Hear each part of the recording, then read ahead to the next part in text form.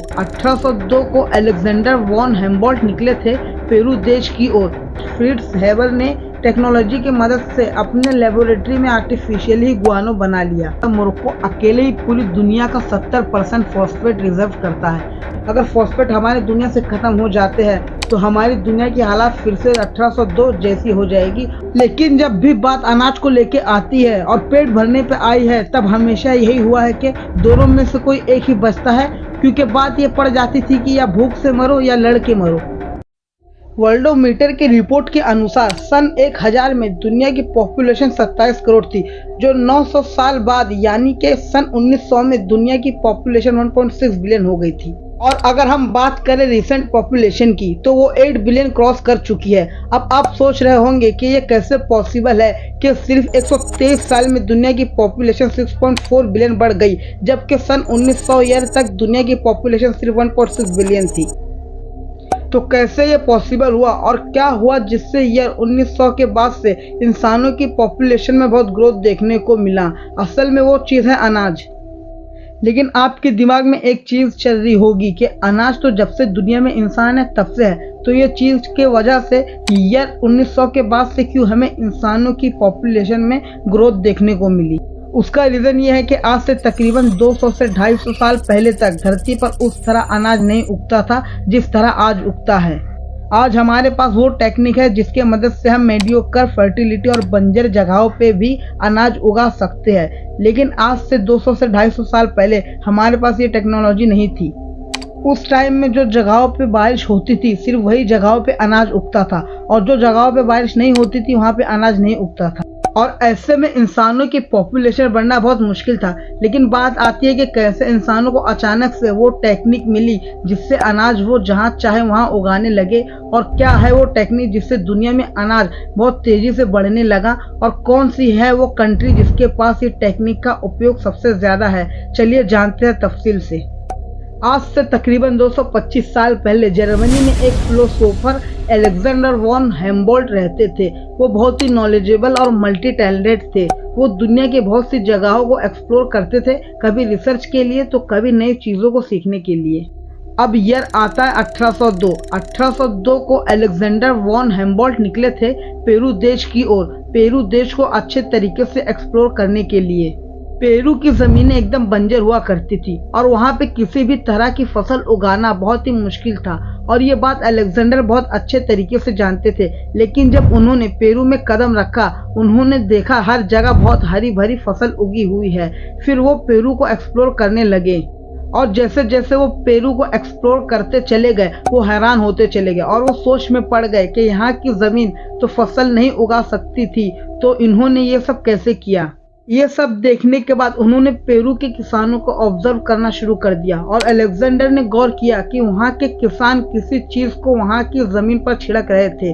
उसके बाद जो फसल उगाने का काम था वो करते थे। जब उन्होंने पूछा उनसे कि ये क्या चीज़ है, तब पेरू के किसानों ने बताया ये गुआनो है, जिसे वो कई सालों से इस्तेमाल कर रहे थे फसल उगाने के लिए, और ये चीज़ उनके बंजर ज़मीन पर भी फसल उगा के देती थी।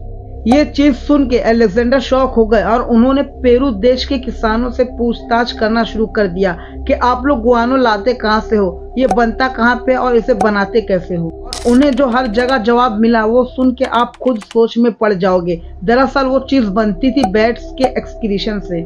पेरू के किसान बैट्स के एक्सक्रीशन और रिवर्स के कुछ मच्छियों के एक्सक्रीशन को मिलाकर गुआनो को बनाते थे, जिससे वो अपने खेत के जमीन पे छिड़क कर फसल उगाते थे। अलेक्जेंडर ये चीज के बारे में जानते ही वापस यूरोप की तरफ रवाना हो गए और फिर ये चीज पूरे यूरोप में फैलाने लगे।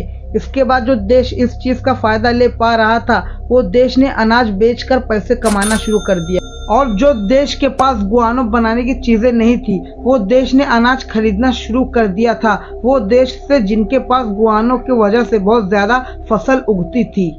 इस दौरान बहुत से कंट्री ने फायदा उठाया और दूसरी तरफ बहुत से कंट्री को नुकसान झेलना पड़ा।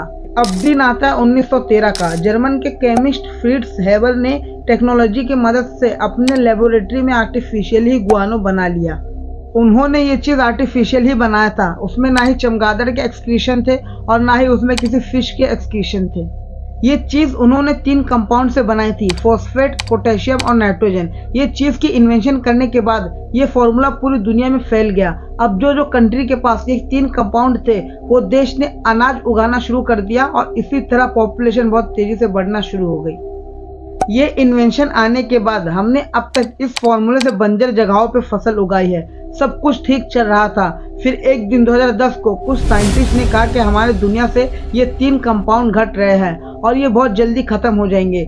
ऑलमोस्ट 110 साल से हम इस इन्वेंशन की मदद से फसल उगा रहे हैं, लेकिन अब मसला ये पड़ता है कि हम जिस 3 कंपाउंड से फसल उगा रहे हैं वो कंपाउंड में से एक ही कंपाउंड है जिसकी हमें टेंशन लेने की जरूरत नहीं है, और वो है नाइट्रोजन।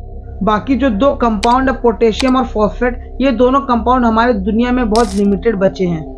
अगर हम बात करें पोटेशियम की तो उसकी नेचुरल फॉर्म को पोटैश कहते हैं। स्टैटिस्टा की रिपोर्ट के अनुसार हमारे दुनिया में पोटैश 4 देशों के पास सबसे ज्यादा पाया जाता है, और वो देश है कनाडा, बेलारूस, रशिया और चाइना। देखा जाए तो पोटैश हमारे दुनिया में इतना बचा है कि ये सब्सटेंस हमारे दुनिया में सैकड़ों सालों तक खत्म नहीं होगा। तो हमारे पास नाइट्रोजन और पोटेशियम तो है, लेकिन फॉस्फेट के बिना फर्टिलाइजर को बनाना बहुत ही ज्यादा मुश्किल होता है, और वो एक बहुत इंपॉर्टेंट सब्सटेंस है। फॉस्फेट हमारी दुनिया से तेजी से खत्म हो रहे हैं। अगर फॉस्फेट हमारी दुनिया से खत्म हो जाते हैं तो हमारी दुनिया की हालात फिर से 1802 जैसी हो जाएगी और हमारी जमीनें फिर से बंजर हो जाएंगी। 2021 में चाइना ने फॉस्फेट खत्म होता देख फॉस्फेट को एक्सपोर्ट करने पर रोक लगा दिया, ताकि उन्हें ये चीज की दिक्कत काफी जल्दी देखना ना पड़े और ये दिक्कत आने से पहले वो इसका कोई तोड़ निकाल सके। ये प्रॉब्लम इतनी बड़ी है कि अगर हमारे दुनिया की पॉपुलेशन 8 बिलियन पे ही रुक जाए तो भी फॉस्फेट सिर्फ 200 साल तक ही चलेंगे। लेकिन ऐसा पॉसिबल नहीं है कि पॉपुलेशन रुक जाए, और अगर पॉपुलेशन नहीं रुकने वाली, फॉस्फेट भी कम होता चला जाएगा। लेकिन अब सवाल आता है कि कोई देश ऐसा है जिसके पास फॉस्फेट दुनिया में सबसे ज्यादा है। जब दुनिया ये चीज से जूझ रही होगी तब वो ऐसा कौन सा देश होगा जो सबसे ज्यादा खुशहाल होगा? वो देश है मोरक्को। वर्ल्ड एटलास की रिपोर्ट के अनुसार मोरक्को अकेले ही पूरी दुनिया का 70% फॉस्फेट रिजर्व करता है। बाकी दूसरे पे जो कंट्री है वो कंट्री है चाइना, जिसके पास सिर्फ 5% फॉस्फेट है।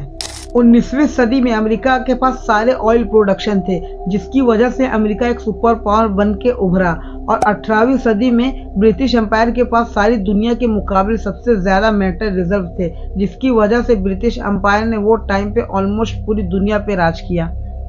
और बात करें मोरक्को की तो उसके पास एक ऐसी चीज की मोनोपोली है कि जिसपे सारे दुनिया के इंसानों के फ्यूचर और सर्वाइवल डिपेंड है। चाइना के पास भी फॉस्फेट बहुत ज्यादा है, लेकिन उसके पास जितना है उसको अगर मोरक्को के फॉस्फेट के मुकाबले देखें तो वो सिर्फ 14 का एक हिस्सा है। और चाइना देश की आबादी ही इतनी है कि वो फॉस्फेट अब कभी एक्सपोर्ट नहीं करेंगे, और ऐसे ही पूरी दुनिया में मोरक्को की मोनोपोली चलेगी फॉस्फेट को लेके। और फ्यूचर में मोरक्को डिसाइड करेगा कि कौन से कंट्री में फसल उगना चाहिए और कौन से कंट्री में नहीं उगना चाहिए। और ये चीज की मदद से मोरक्को दुनिया में एक पावरफुल कंट्री बनकर उभरेगा। दुनिया की आज तक की हिस्ट्री देखी जाए तो जब भी कोई पावरफुल कंट्री ने टेरिटरी पे कब्जा जमाने की कोशिश की या अपने टेरिटरी को कब्जा होने से बचाना चाहा है, तो उसमें से कुछ राजाओं ने आखिरी दम तक लड़ के जीता है, तो दूसरी और कुछ राजा हार स्वीकार कर लेते थे। लेकिन जब भी बात अनाज को लेके आती है और पेट भरने पे आई है, तब हमेशा यही हुआ है कि दोनों में से कोई एक ही बचता है, क्योंकि बात ये पड़ जाती थी कि या भूख से मरो या लड़ के मरो। अगर जीते तो पेट भर पाएंगे और अगर हारे तो भूख से वैसे ही मर जाएंगे।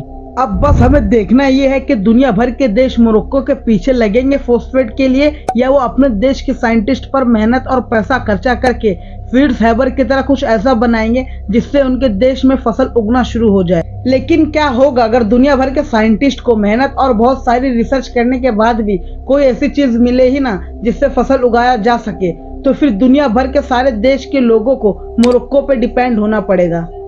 लेकिन हम बात करें फ्रिट्ज हैबर के इन्वेंशन की तो उनके बनाए हुए फर्टिलिटी से उगने वाले अनाज को खाने के बाद हमारी दुनिया के कई लोगों को उस टाइम बहुत अजीब अजीब और नवी नवी बीमारियां देखने को मिली थी, जिसका इलाज निकालने को काफी टाइम लगा था। और कुछ बीमारियां तो ऐसी भी है कि उसको खत्म नहीं सिर्फ मेंटेन किया जा सकता है लाइफ टाइम मेडिसिन लेके। तो क्या अगर दुनिया भर के साइंटिस्ट फ्रिट्ज हैबर के जैसी कोई फर्टिलिटी बना भी लेते हैं तो उसके अनाज को खाने के बाद शायद हमें बहुत सी अलग अलग और खतरनाक बीमारियां देखने को मिले और शायद ये हमारे आने वाली नस्लों को बहुत ज्यादा फेस करना पड़े। अब आगे क्या होगा वो तो हमें वक्त ही बताएगा, देखते हैं क्या होता है आगे। तो खत्म करते हैं आज के इस वीडियो को। उम्मीद करता हूँ कि ये वीडियो आपको बहुत इन्फॉर्मेटिव लगा हो। अब मिलते हैं नेक्स्ट वीडियो में, तब तक के लिए टेक केयर।